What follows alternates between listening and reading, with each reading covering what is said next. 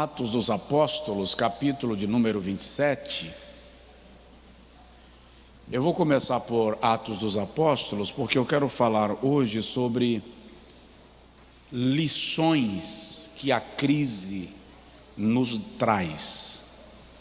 Lições que a crise nos traz. A crise é pedagógica. E normalmente, quando nós estamos em crise, nós temos a sensação que o resto do mundo, está todo mundo muito bem, obrigado, e só nós estamos passando pela bigorna, passando perrengue. E o detalhe, esse hábito de ver a plenitude da vida alheia e a tragédia da própria vida não é mérito de alguns pessimistas isolados. Eu tenho um amigo muito chegado, muito querido, e é um amigo de muitos anos, e eu sempre julguei, você está me ouvindo bem? Eu sempre julguei a vida dele perfeita. Sabe quando você olha para alguém e diz assim, tudo aqui está no quadradinho, está tudo no alinhamento perfeito? E um dia desses ele me telefonou e no meio da ligação ele deu uma crise de choro. E ele estava no estacionamento de um shopping. E eu falei com ele, por que você está chorando, meu? Aí ele começou a compartilhar alguns problemas que ele estava passando. Eu falei, não fala isso. Eu pensei que sua vida estava assim, era uma vida perfeita, o céu na terra. Era assim que eu sempre te vi. Aí ele disse, eu tenho passado lutas anos e anos, e ele normalmente não se abre. Então serviu de lição para mim. Porque eu repito, eu sempre achei que a vida dele era assim, quadradinha, tudo bonitinho, sabe? Tudo assim no alinhamento, no esquadro. Mas todos enfrentam crises, todos enfrentam dificuldades. Hoje eu vou falar sobre as lições que uma crise nos traz. A partir daí eu vou destacar alguns homens de Deus na Bíblia que tiveram crises, e algumas delas bem profundas. Mas o meu foco não é a crise. O meu foco é qual foi a postura que cada um deles tomou diante de Deus, que os levou à superação. Você está me entendendo? Diga amém. Então, se tiver alguém do seu lado, diz para ele assim, você vai superar. Atos dos Apóstolos, capítulo 27, versículo 14 ao 25. Versículo 14 ao 25, diz assim: mas não muito depois deu nela um pé de vento chamado Euroaquilão. 27:14. E sendo o navio arrebatado e não podendo navegar contra o vento, dando de mão a tudo, nos deixamos ir à toa. O que é me deixar ir à toa? Deixa o vento levar. Para de enfrentar o vento. Olha só, 16. E correndo abaixo de uma pequena ilha chamada Clauda, apenas pudemos ganhar o batel. E levado este para cima, usaram de todos os meios, cingindo o navio, e temendo darem à costa na Sirte, amainadas as velas, assim foram à toa. E andando nós agitados por uma veemente tempestade, no dia seguinte aliviaram o navio, jogaram a carga fora. E ao terceiro dia, nós mesmos, com as nossas próprias mãos, lançamos ao mar a armação do navio. E não aparecendo, havia já muitos dias, nem sol nem estrelas, E caindo sobre nós uma não pequena tempestade, fugiu-nos toda a esperança de nos salvarmos. Presta atenção, a crise é tão grande que não há esperança de salvamento. Ah, mas crente não perde a esperança? Não. Paulo diz: fugiu de nós toda a esperança de nos salvarmos. E havendo já muito que não se comia, então Paulo, pondo-se em pé no meio deles, disse: fora na verdade razoável, ó senhores, ter-me ouvido a mim e não partir de Creta, e assim evitariam este incômodo e este prejuízo. Mas agora vos admoesto a que tenhais bom ânimo, porque não se perderá a vida de nenhum de vós, mas somente o navio. Porque esta mesma noite o anjo de Deus, de quem eu sou e a quem sirvo, esteve comigo. Eu vou ler de novo. Esta mesma noite o anjo de Deus, de quem eu sou e a quem eu sirvo, esteve comigo. Aleluia. Portanto, ó senhores, tende bom ânimo, porque creio em Deus que há de acontecer assim como a mim me foi dito. Diga amém. Creio em Deus que há de acontecer assim como a mim me foi dito. Diga comigo: Senhor Deus, fala comigo, revela, repete, revela o quadro da minha vida pela tua palavra e me faz entender teu propósito neste processo que eu estou vivendo. Amém. Aleluia.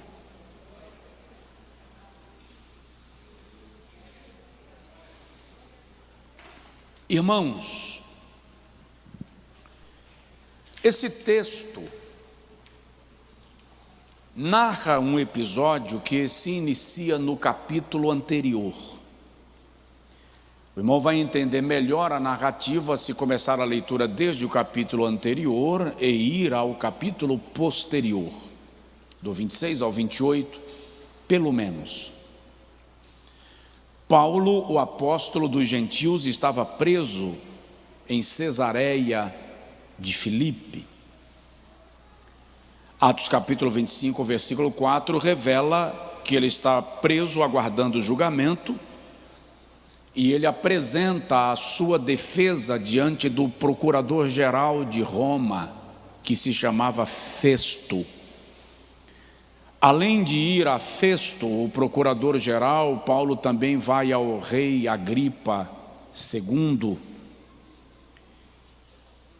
A defesa e a exposição, a explanação, o discurso de Paulo diante do rei Agripa foi tão poderoso que no capítulo 26, versículo 28, Agripa olha para Paulo e diz: por pouco tu não me convences também a me converter à fé.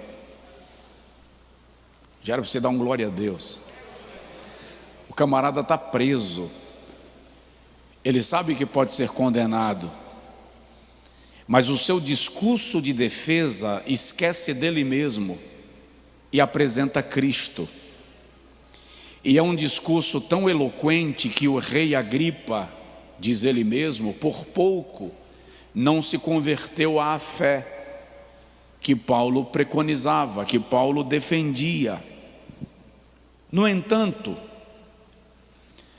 Paulo faz um ofício solicitando que ele seja julgado pelo próprio imperador, pelo César, em Roma. E como cidadão romano, Paulo tem o direito de fazer esta reivindicação.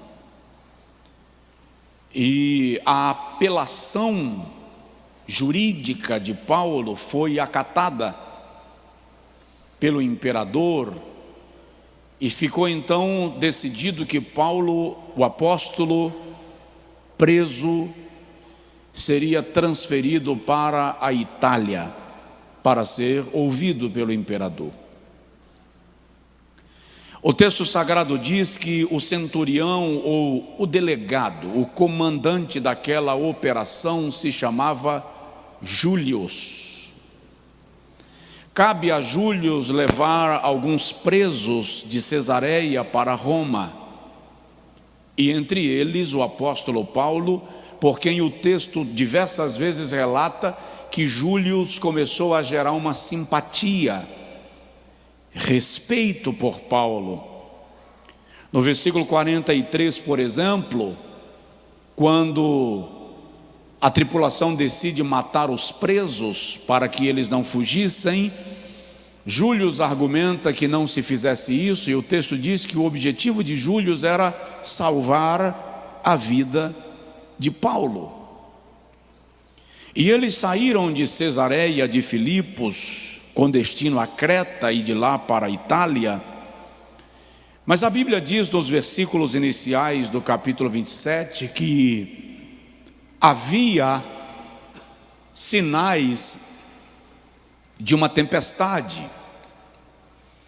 E Paulo fala com o centurião dizendo que não seria bom que partissem, porque havia sinais de tempestade e aquilo não era seguro, sem falar que o mar Adriático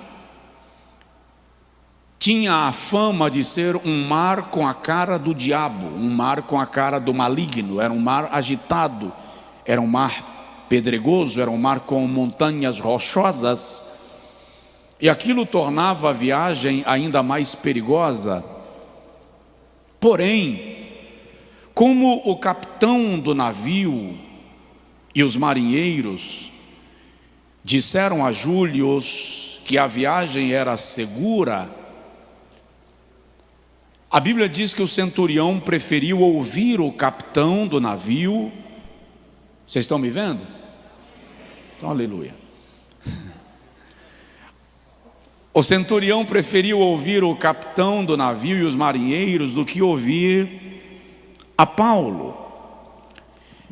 Quando a gente vai lendo o texto, no meio da viagem você percebe que se levanta um tufão, um redemoinho, que ao que tudo indica era periódico. Parece que pelo menos naquela temporada ele se levantava, tanto que ele tem um nome, Euroaquilão. E aquele tufão acerta o navio e os joga mar afora, de tal modo que eles perdem o controle do navio, e diz o texto que eles jogaram fora algumas coisas para diminuir a carga. Também arrancaram a estrutura do navio, a estrutura de velas do navio, a armação do navio, para diminuir o seu peso e as chances de ele virar, afundar. E deixaram o vento levar-lhes à toa. Fato é que eles estão no meio de uma grande tempestade, e pelo menos 3 vezes eles falam do descontrole que estavam diante daquele vendaval. Quem está no navio é o apóstolo Paulo. Então, por que Deus permitiu uma tempestade no momento que Paulo está atravessando o mar Adriático? Por que Deus não evitou a tempestade? Por que que homens e mulheres de Deus atravessam tempestades? Não é esta a pergunta que a gente faz de vez em quando, mas porque Deus permitiu. E nós vamos aprender nesta noite, muito objetivamente, algumas considerações importantes. Se você quiser anotar, eu acho que seria muito legal você anotar, para depois você rever, repensar, estudar, ruminar. Não pensa que você vai lembrar de tudo que eu te disser agora à noite, que você não vai lembrar. Sua memória é excelente, mas você não vai lembrar. Eu quero destacar com você, no início desta reflexão, algumas considerações importantes sobre tempestades, para depois a gente aprender algumas lições com elas. E a primeira consideração que eu quero destacar da tempestade é que tempestades são inevitáveis. Tiago diz, no capítulo 1, versículo 2, que o vento agita as ondas do mar de uma parte para outra parte. Ou seja, tão natural quanto as ondas são os ventos. Então, tempestades são inevitáveis. Todos passarão por alguma. Você pode fazer uma curva e se livrar desta tempestade, mas outra virá à frente. Você precisa estar pronto para ela e parar de culpar Deus e passar a ouvir Deus.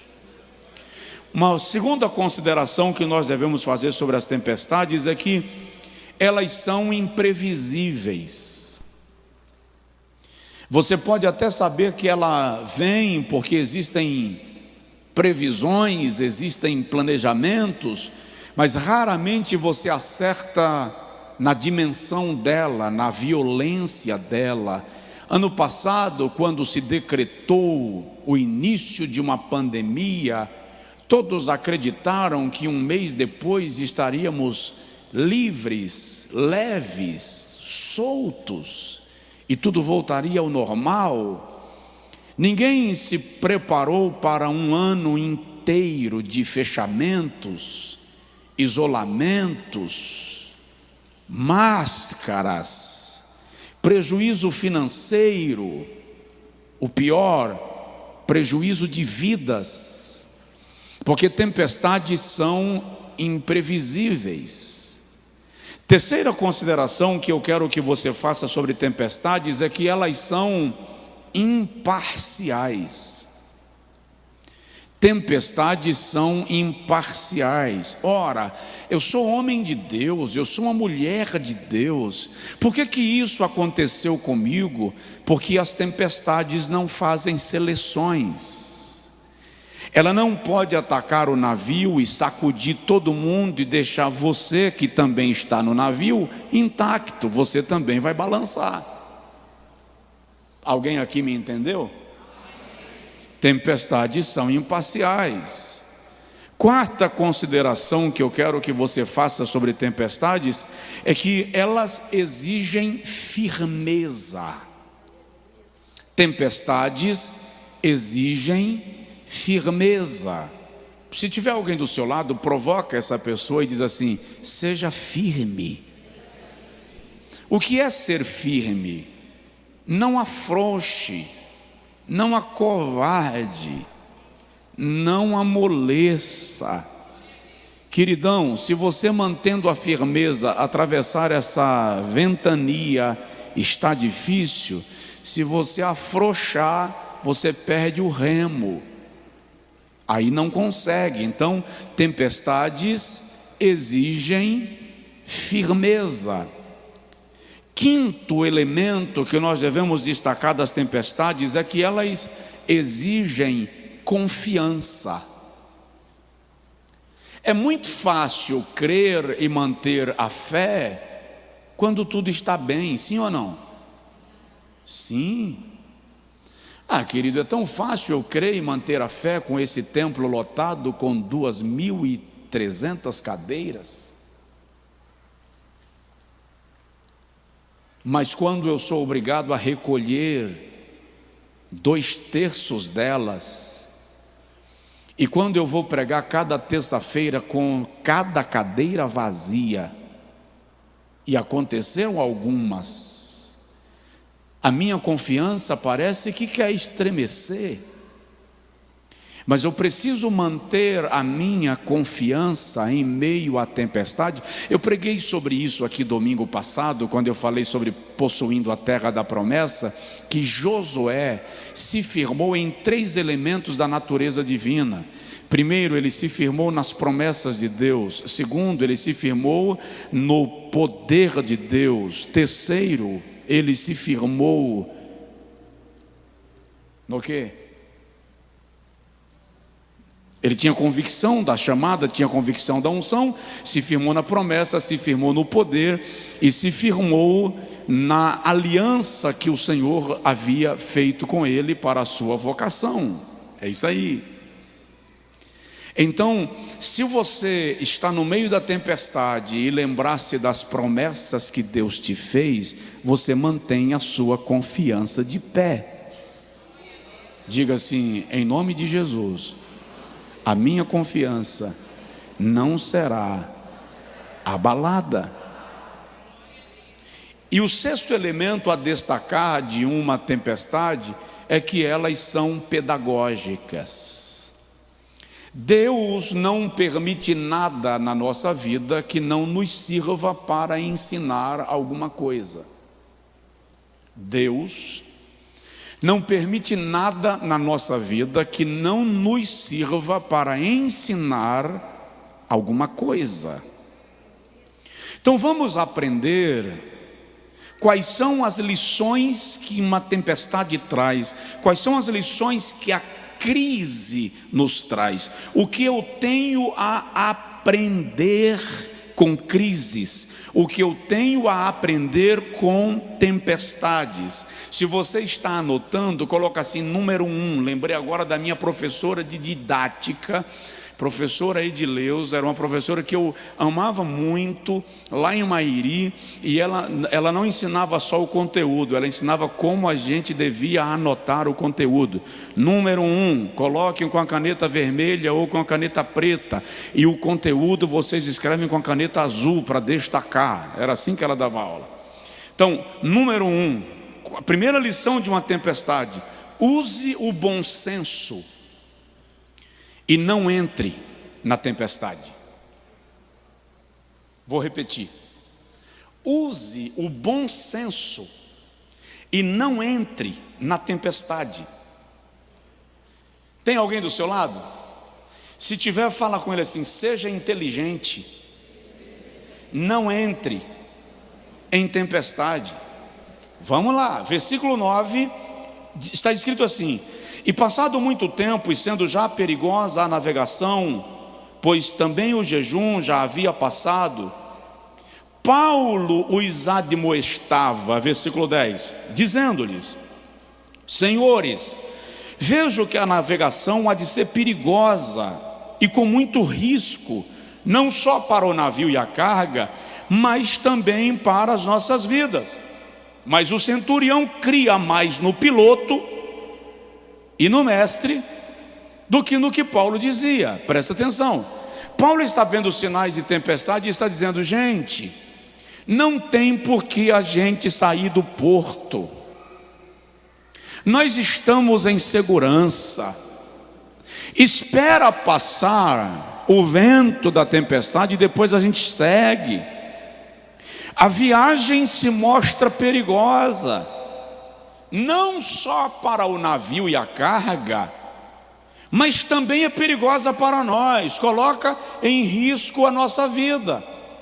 Paulo está orientando que eles usem o bom senso. Aí o texto diz que o centurião prefere ouvir a voz do comandante e do mestre do navio do que a voz de Paulo. Eles resolveram desafiar a tempestade e não usaram o bom senso, não usaram a inteligência, não usaram a prudência. Aí vem algumas orientações e ou ponderações que eu quero compartilhar contigo, como por exemplo, se há cheiro de chuva, não vá, não saia. Se há sinais de perigo, não se arrisque. Tem alguém aí? Se há sinais de perigo, não se arrisque. Realismo é parte de qualquer sabedoria. Uma pessoa sábia vive no mundo real. Ei, saia desse mundo encantado. Branca de Neve e os 7 anões, A Bela e a Fera, é historinha para crianças antes da internet. Nem as crianças estão mais se enganando com a cegonha que deixa a criança na chaminé. E tem crente vivendo uma fé fantástica, que não é realista.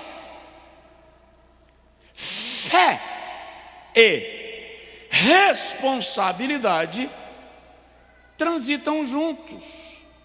Não estou falando daquilo que alguém chama de fé racional, porque a fé não é racional, a fé é transcendental. Mas você é racional. Você precisa caminhar com realismo, porque isto é sabedoria. Não existe gestão bem-sucedida desprovida de senso de realidade. Eu tenho combustível no meu carro para mais 50 quilômetros, e o próximo posto de gasolina está daqui a 100, eu vou pela fé.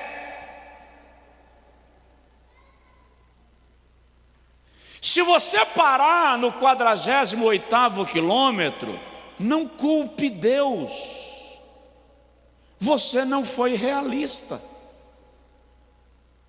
Então, use o bom senso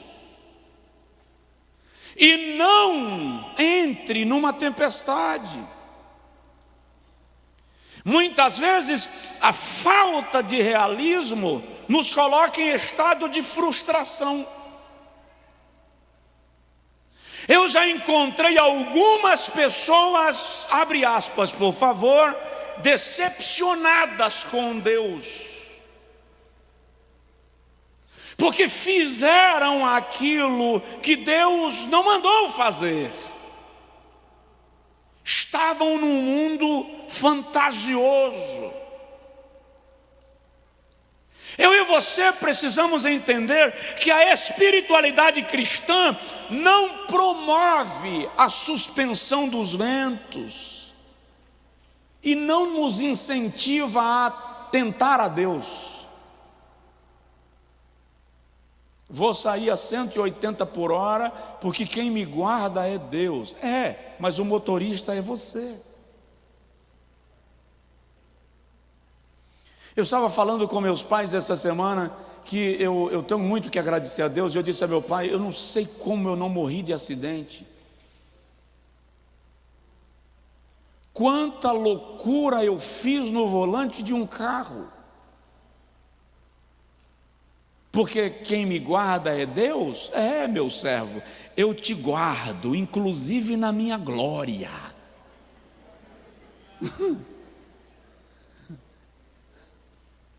Use o bom senso. Paulo havia dito, é melhor não sair. E eles teimaram e saíram. Ei, não se mova do lugar com tempestade à vista. Espera o sol clarear.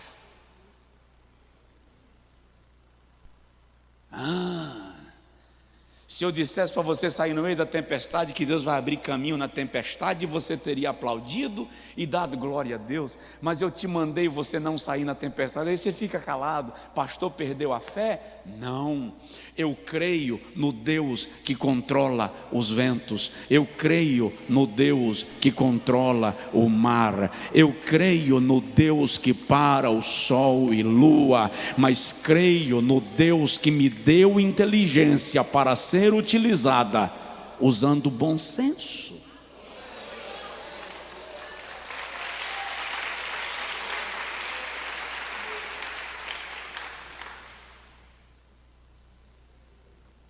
Então, use o bom senso. Segunda lição que uma tempestade nos ensina, lá vai. Já está na tempestade, não usou o bom senso. Entrou assim mesmo. Se convenceu que poderia enfrentar o vento, já está na tempestade, então não gaste energias pensando nas razões passadas. Não fique olhando para o retrovisor para culpar alguém. Não gaste energias se culpando. Não queime energias querendo explicação enquanto o navio despedaça. Use a energia que você tem para atravessar o vendaval. Alguém já disse que o retrovisor do seu carro é menor do que o para-brisa, porque a sua visão do futuro precisa ser mais ampla do que a sua visão do passado. Esta semana eu vi uma frase que diz assim: eu vi o futuro, então não me convide para o passado, porque é para o futuro que eu estou caminhando. Já que você entrou na tempestade, não seja cativo do seu passado. Paulo diz assim, Filipenses 3, 12 a 15: não que eu seja perfeito, ou que eu já tenha alcançado. Eu gosto desse texto demais. Não sou perfeito, nem alcancei ainda, mas prossigo para alcançar aquilo para o que também fui alcançado. Pelo que, esquecendo-me das coisas que para trás ficam, prossigo para as que estão adiante de mim, prosseguindo para o alvo, pelo prêmio da soberana vocação. Não se assoberbe de coisas que lhe sugam. Não deixe o passado, a procura pelas razões, lhe travarem de tal forma que você não consiga caminhar. O pai de Abraão chamava-se... Como era o nome do pai de Abraão, irmão? Fala lá sério. Como era o nome do pai de Davi? Ah, tá. E o nome da mãe de Jesus? Tá. E o nome do pai de Abraão? Hã? Não, pai de Abraão, Terá. Terá. Capítulo de número 11 de Gênesis diz que o Senhor chamou a Terá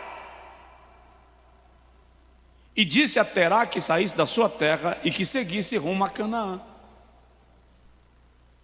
E Terá seguiu para Canaã. E eu fiquei agora concentrado no nome do pai de Abraão e esqueci o nome do filho de Terá. É o filho de Abraão. Aí a Bíblia diz: no meio do caminho Terá sofreu um trauma.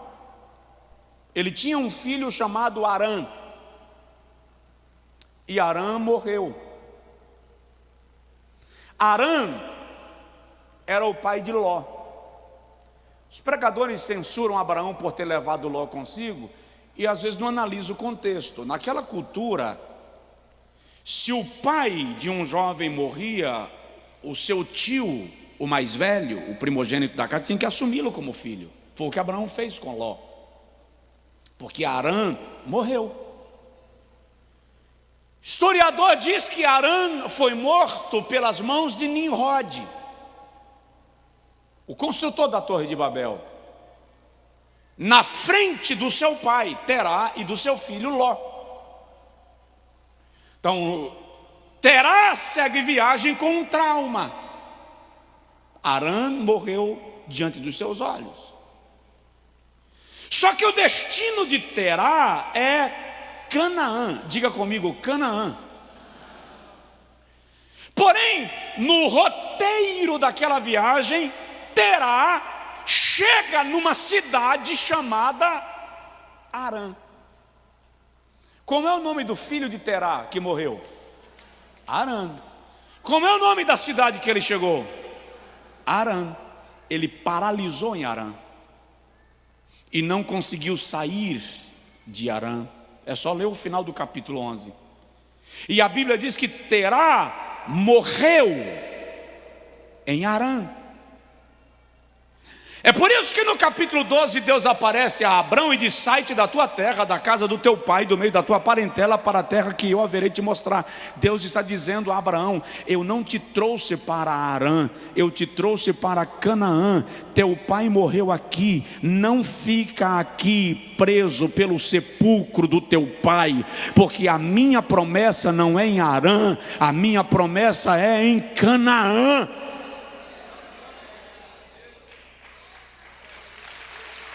Tá.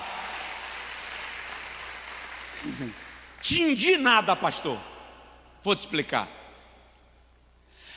Terá foi paralisado em Arã por causa do seu trauma.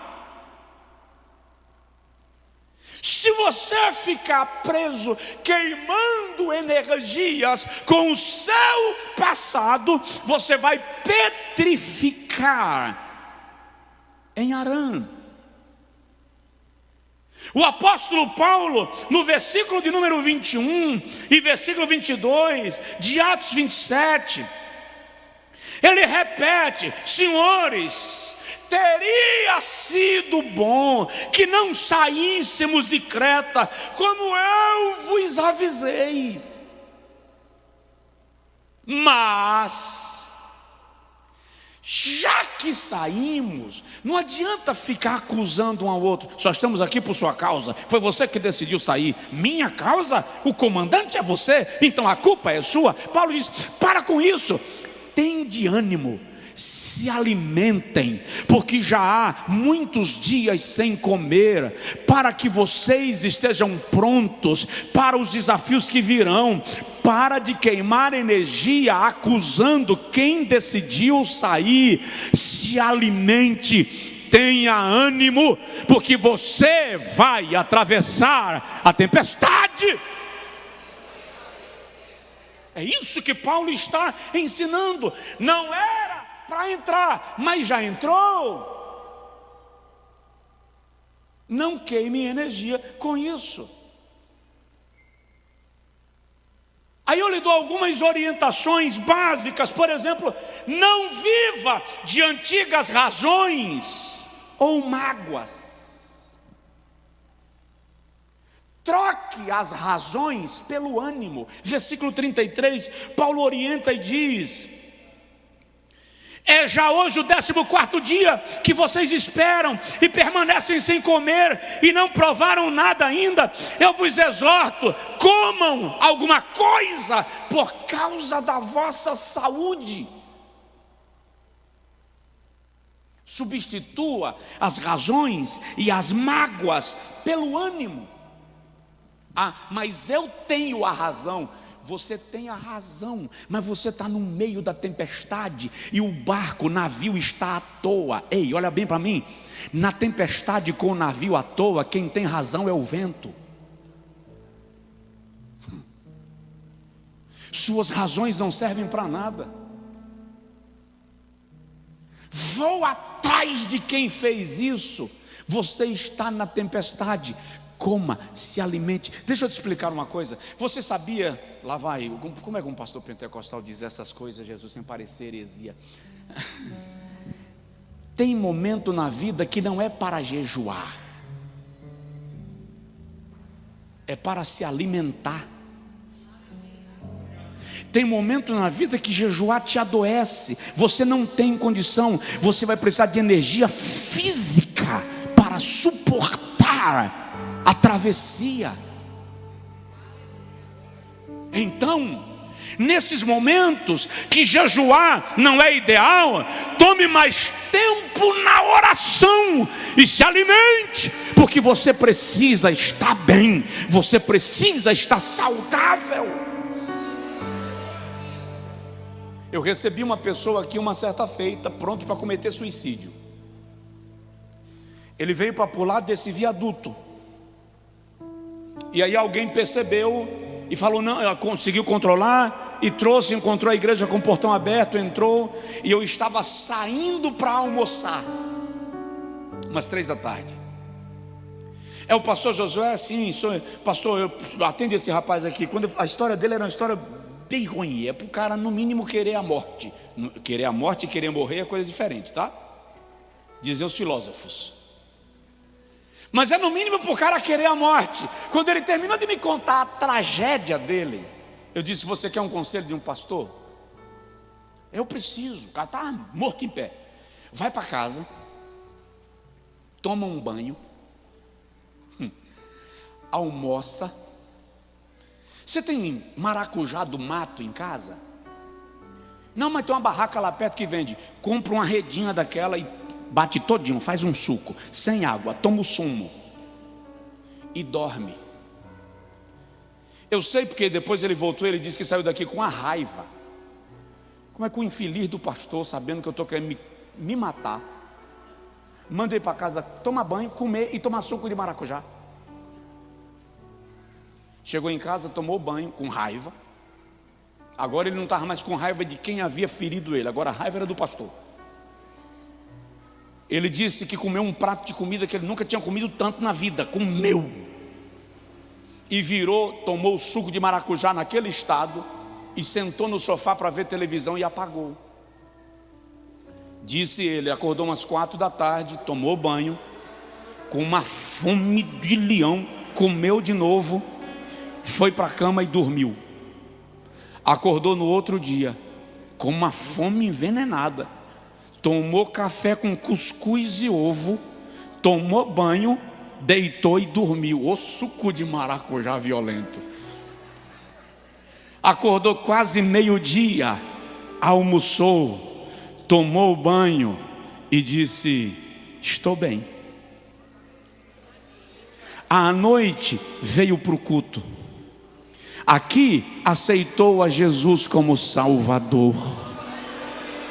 Reconstruiu a sua história de vida e permanece servo e salvo, servindo a Cristo Jesus. Porque tem muitas vezes que o que você precisa não é de uma dimensão extraordinária de espiritualidade, mas de cuidado consigo mesmo para atravessar a tempestade.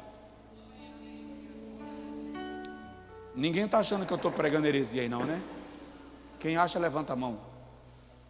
Então, aleluia.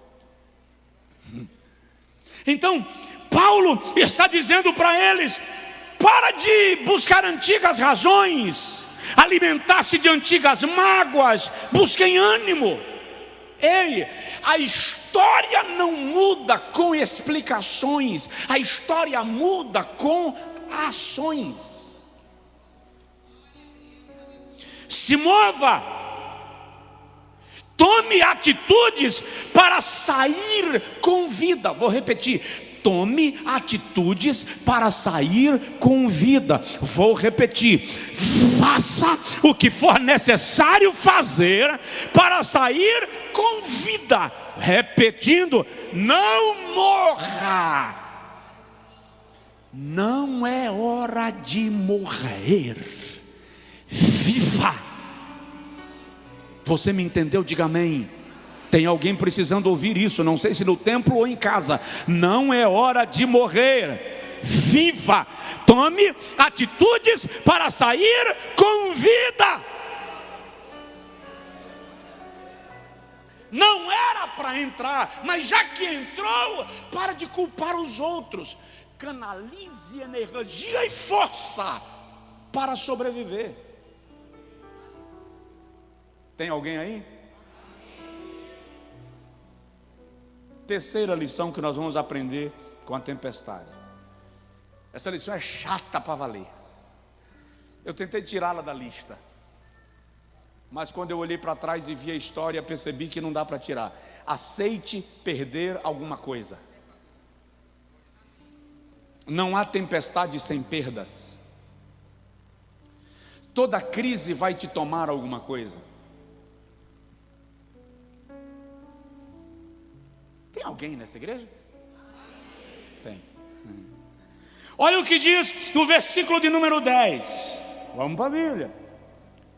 Senhores, vejo que a navegação é perigosa e há de ser incômoda, muito perigosa, muito risco, com muito prejuízo, não só para o navio e a carga, mas também para as nossas vidas. Versículo de número 21. E havendo já muito que não se comia, então Paulo, pondo-se de pé no meio deles, disse: fora na verdade razoável, ó senhores, ter-me ouvido a mim e não partir de Creta, e assim evitariam este incômodo e este prejuízo.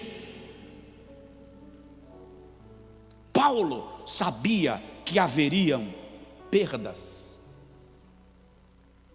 Como é que o pastor faz uma campanha dos 12 cestos cheios para dizer que eu vou ter perdas? Olha bem para mim, quem não perdeu nada nessa crise que nós atravessamos e ainda não saímos por completo? Quem não perdeu nada? Levanta a mão.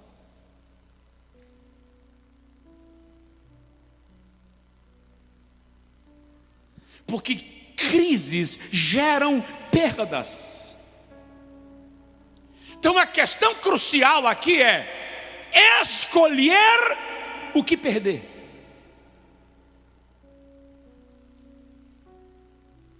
Nós vamos sofrer perda do navio e da carga, mas a vida será preservada. O que Paulo está dizendo é: gente, coisas são recuperáveis, a vida não. Então, entre perder coisas e perder a vida, Paulo diz no versículo 22, vai se perder somente o navio, mas nenhuma vida se perderá. Fala sério, eu não entendo. O crente brasileiro não entende o poder da Bíblia. Eu vou repetir, e se necessário eu vou rasgar seu crânio e vou enfiar. Paulo está dizendo assim: vocês vão perder somente o navio. Agora recebe essa palavra profética: mas nenhuma vida se perderá. Eu quero declarar em nome de Jesus a tua vida preservada, a tua casa preservada, teus filhos preservados, teus amigos preservados, que haja proteção sobre você. Aleluia. Vai perder o navio, mas a vida será preservada. Presta atenção, quem perde coisas não perdeu muito, mas quem perdeu a vida não pode repô-la.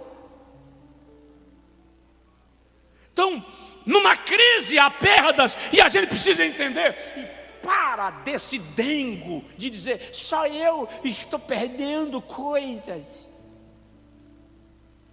Larga disso. A pessoa do seu lado também perdeu. Quando a gente não conhece a dor do vizinho, a gente fica medindo-o pelo sorriso.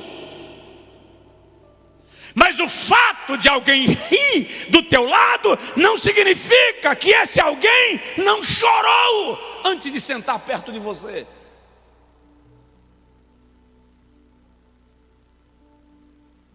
Uma irmã chegou para mim um dia e fez assim: pastor, a sensação que eu tenho é que o senhor não sente nem sede.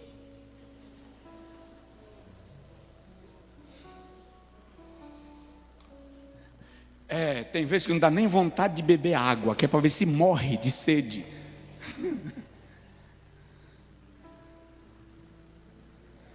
Mas numa tempestade há perdas.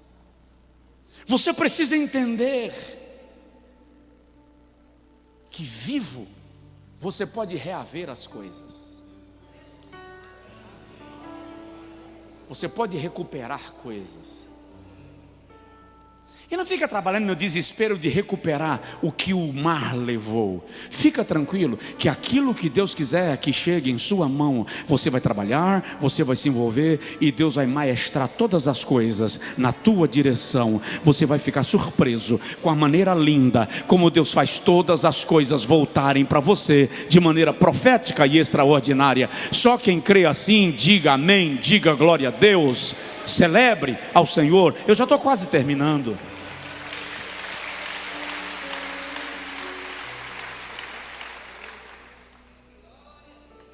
Quarta lição. Eu já estou quase terminando, fica tranquilo, só são 10.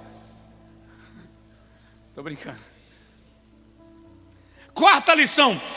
Entenda que bom senso e oração caminham juntos.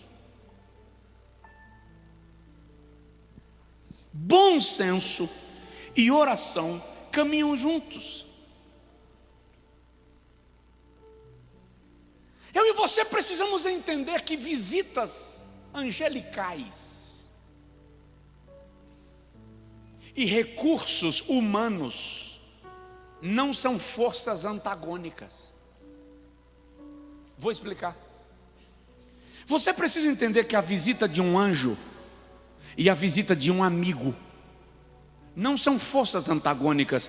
Seus amigos não atrapalham a ação dos anjos.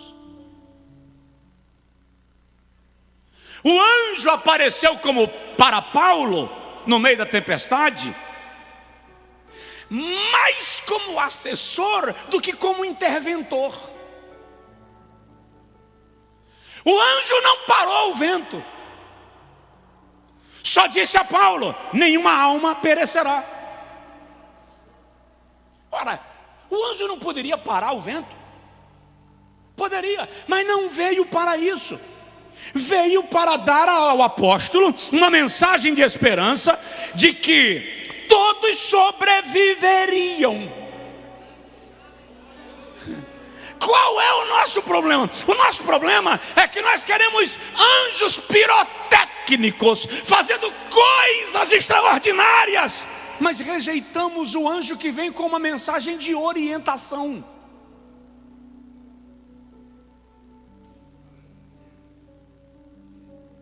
A nossa coisa é o milagre, é o extraordinário. O anjo tem que parar o vento, quando na verdade o anjo chega no meio do vento e diz: ó, ninguém vai morrer, mas o navio vai se arrebentar e vai embora. E para que não morressem, foi necessário que os marinheiros usassem sua técnica e sua força, porque recursos humanos e a presença dos anjos não são forças antagônicas. Lembra da historinha do cara que estava afogando? E falou com Deus assim: me salva, Senhor, prova que tu estás comigo. Aí o Senhor mandou um helicóptero da marinha. E o helicóptero, o soldado soltou a escada e gritou de lá: segura na escada e sobe, viemos te salvar. Não, quem vai me salvar é Deus.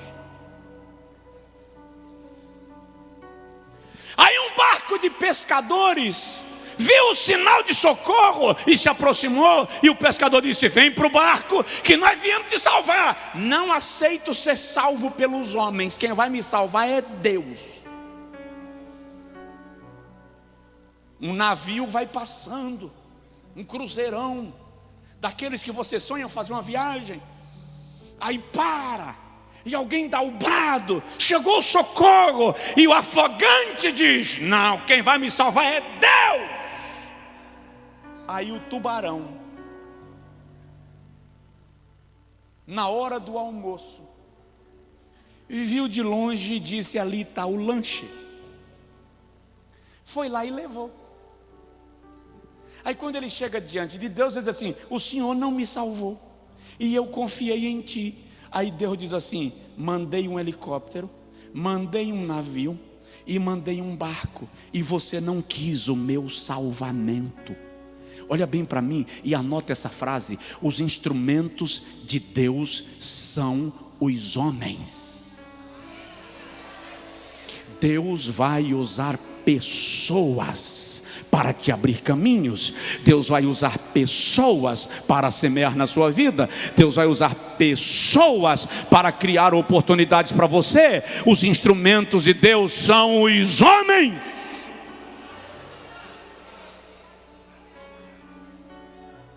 Essa é a lição que a tempestade nos ensina.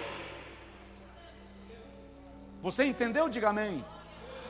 Então olha para a pessoa do seu lado e aponta para ela e diz assim: você é um instrumento de Deus na minha vida.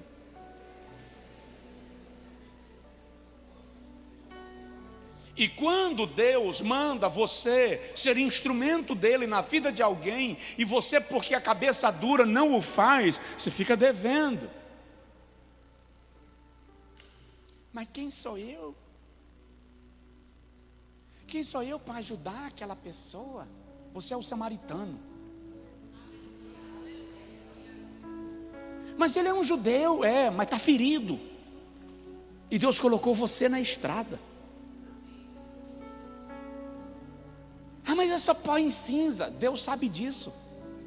Apesar disso, estava querendo usar pó em cinza. Pastor, mas eu sou verme. Deus sabe disso também. E está querendo usar você assim mesmo. Para de pensar que Deus não sabe quem ou o que você é. Se Ele está querendo te usar numa situação, Ele está querendo te usar sabendo exatamente quem você é, o que você é, qual a sua capacidade, qual a sua limitação, e ainda assim olhou para você e disse: é você que eu vou usar nessa situação.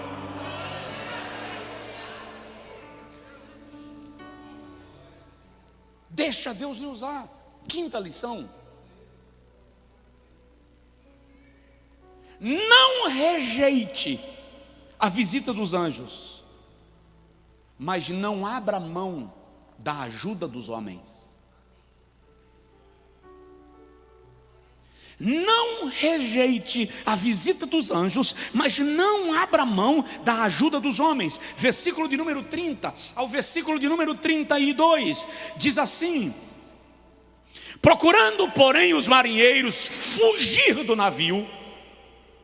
Os marinheiros queriam fugir e lançaram o batel ao mar. Já lançaram os barquinhos mais leves ao mar, como que querendo lançar âncoras pela proa. Disse Paulo ao centurião e aos soldados: se eles não ficarem no navio, não podereis vos salvar. Então os soldados cortaram os cabos do batel e o deixaram cair.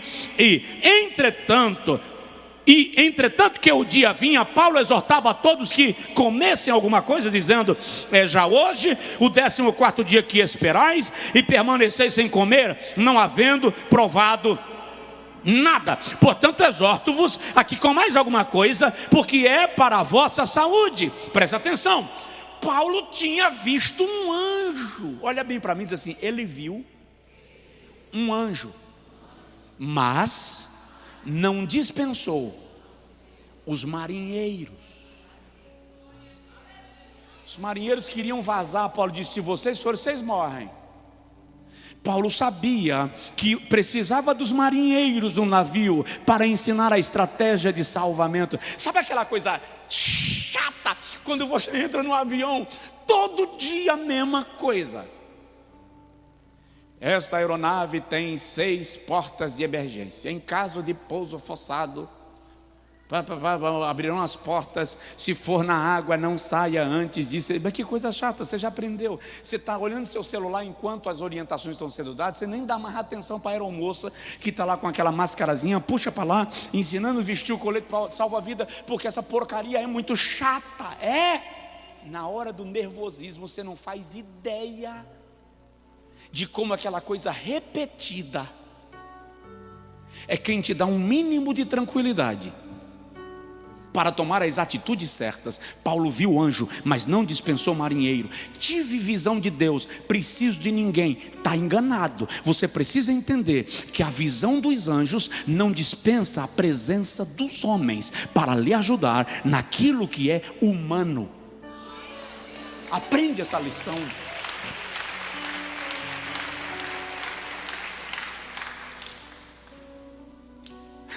Paulo era apóstolo, não marinheiro.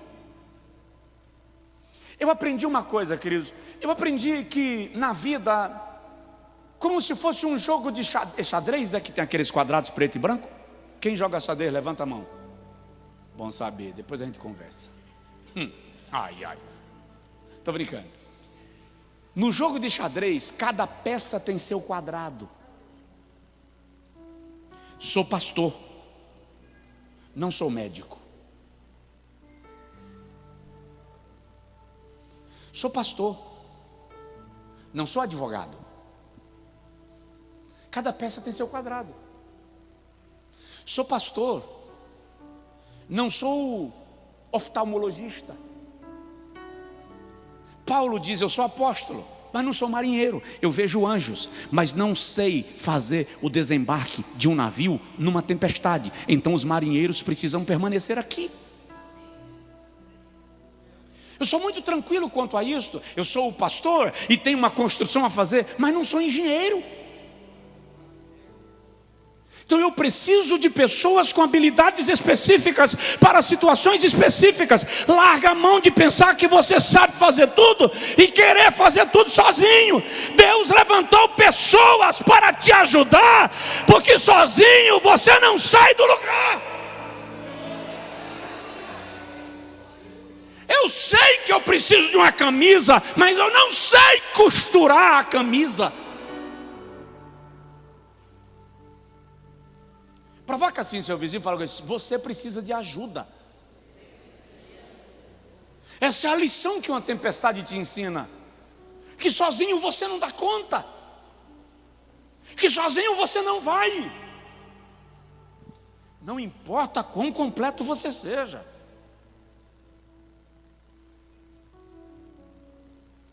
Dá para dizer amém? Diga comigo assim: Senhor, dá-me humildade para reconhecer a minha necessidade de auxílio. Vou parar que o horário aqui me denunciou agora. Penúltimo, e eu não vou comentar. Nunca ache que os anjos substituirão energia humana. Vou dar exemplo. O anjo não transporta a arca no Jordão. Quem transporta a arca no Jordão são os levitas. O anjo não remove a pedra que está na porta do sepulcro de Lázaro. Quem remove a pedra são os homens. Os anjos não distribuem pães enquanto Jesus faz a multiplicação no deserto. Quem distribui são os apóstolos. Anjos cumprem missões de cunho espiritual, aquelas que estão além da sua força e da sua capacidade. Mas Deus vai levantar homens e mulheres para fazer aquilo que é do âmbito humano e que você não poderá fazer sozinho. Então Paulo viu um anjo e o anjo disse: ninguém perecerá. Mas ele está dizendo: os marinheiros devem permanecer no navio. A crise veio. Crie em todo tempo que o Senhor estava conosco, até quando eu senti medo. Mas não é estranho você crer que Deus está com você e você sentir medo? Pode ser estranho, mas a gente sente.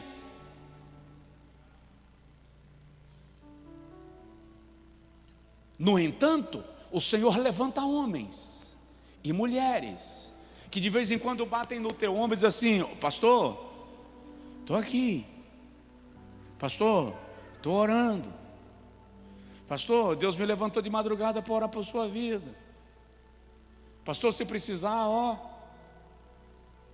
Porque a energia humana não é dispensada por causa da presença dos anjos. E eu quero concluir com um item só. Dentro da tempestade, você vai perceber que Deus faz um milagre seguir outro milagre. Um milagre seguirá outro milagre. Diga comigo, um milagre seguirá outro milagre. Agora diga comigo, eu estou vivendo um milagre após o outro. Profetiza, eu vou viver um milagre após o outro.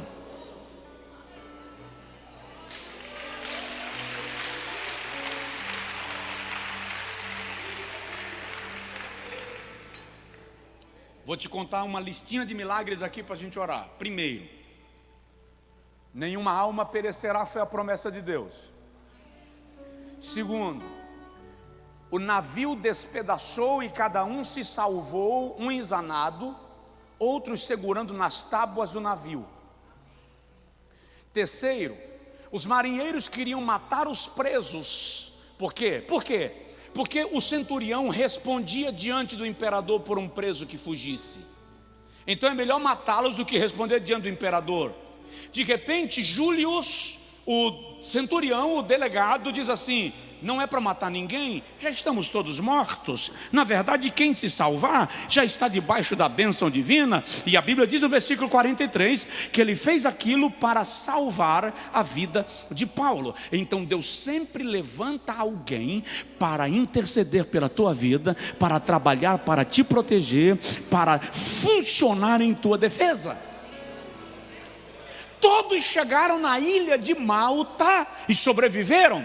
Quando todos sobreviveram, era inverno, diz a Bíblia, a ilha era ocupada por povos bárbaros. E os povos bárbaros, Atos capítulo 28, versículo 1, trataram aqueles náufragos com total humanidade, diz a Bíblia. E aí, Paulo foi juntar uns gravetos, Atos capítulo 28, Paulo foi catar uns gravetos para acender uma fogueira, para se aquecer. Quando Paulo está catando os gravetos, a Bíblia diz que uma cobra venenosa picou a mão de Paulo, e está escrito, ficou grudada nele. Paulo então faz assim, ó, e joga a cobra fora, e ela cai na fornalha. E os homens olham e dizem assim: esse homem é de fato um assassino, ele é culpado, escapou do naufrágio e caiu no veneno de uma serpente. E ficaram observando a Paulo e esperando a hora que ele iria passar mal e morrer. Mas Paulo não passou mal, não ficou tonto, não morreu. E aí eles observaram que era algo diferente e compreenderam que Paulo tinha algo de Deus, e aquilo abriu oportunidade para Paulo pregar o evangelho aos bárbaros na ilha. Um milagre se seguiu a outro milagre. Se a serpente lhe picar, alguém vai dizer: puxa, é miserável mesmo, né? Escapa de um, cai na outra, sai do naufrágio e cai na serpente. Ai, morrer. Olha bem para cá. Vai não.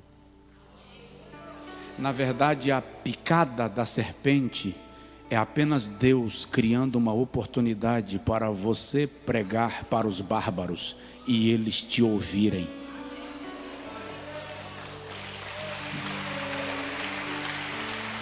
Presta atenção. Quando 276 pessoas daquele navio chegaram na ilha, eram todos iguais. Não tinha mais centurião, não tinha mais náufrago, não tinha mais capitão, não tinha mais mestre do navio, não tinha mais marinheiro, não tinha mais prisioneiro. Todos eram náufragos. Deus precisava fazer algo que tornasse Paulo um destaque no meio dos iguais. Como é que eu vou fazer do meu servo se tornar um destaque entre os iguais? Uma serpente o picou, a situação piorou. É um miserável assassino, vai morrer. Mas quando não morreu, deve ser Deus.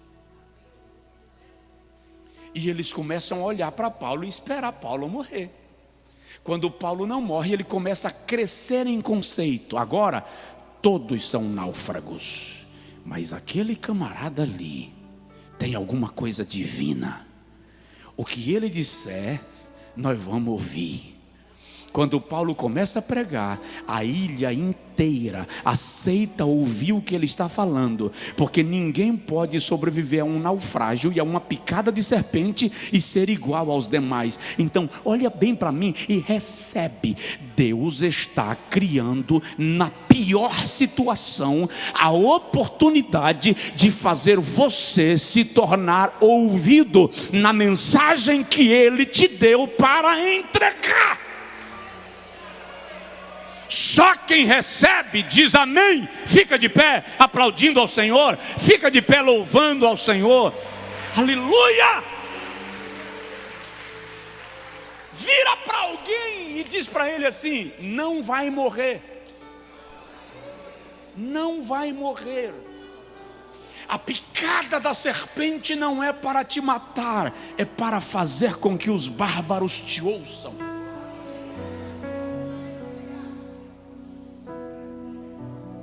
Pode falar mais alto. 28:10.